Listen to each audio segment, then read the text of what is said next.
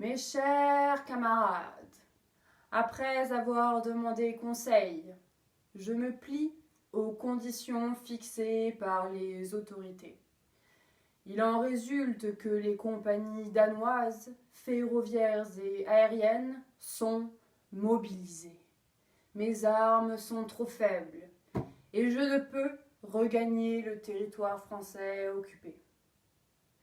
Le gouvernement français est tombé sous les coups du virus.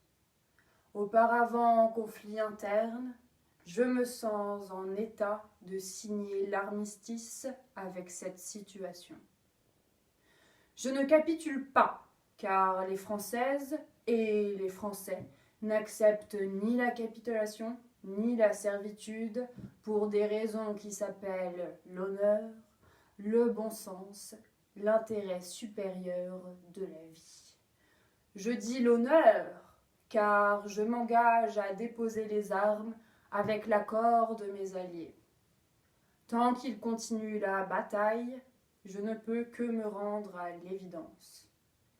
Je dis le bon sens, car il est absurde de considérer ma venue comme annulée.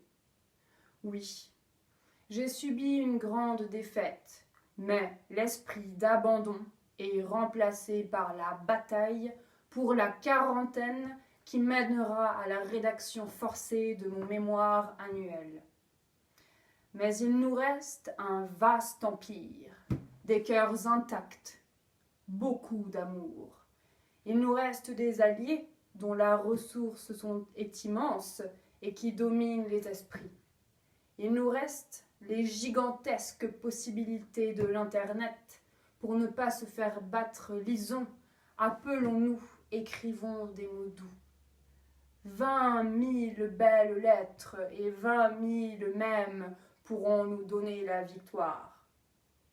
Je dis l'intérêt supérieur de nos amitiés, car ce n'est pas une quarantaine solitaire, mais une quarantaine mondiale. Nul ne peut prévoir si les êtres sains aujourd'hui le resteront demain.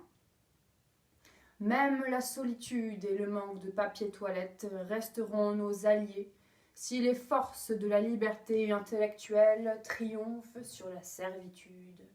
Quel serait notre destin si nous nous soumettions à l'ennui? L'honneur, le bon sens et l'intérêt supérieur de nos joies demandent d'accepter le combat là où nous serons, chez nous, et là où nous pourrons, le visage au soleil. Il est nécessaire de grouper main dans la main sur les ondes toutes celles et tous ceux qui veulent avoir un peu de répit dans la solitude collective. La capacité collective d'écriture et de production, pour Apotrope par exemple, doit être organisée partout, puisque c'est possible. Moi, Cathy, j'entreprends ici, en Suède, cette tâche transcendantale. J'invite toutes vos petites têtes, à Paris comme à la campagne, en France comme à l'étranger, à vous faire des bisous numériques. J'invite les mots, les métaphores et les nouilles à se mettre en rapport avec nous.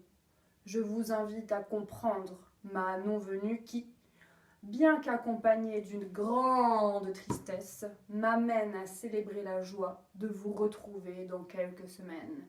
Vive la vie, libre dans l'honneur et dans l'indépendance.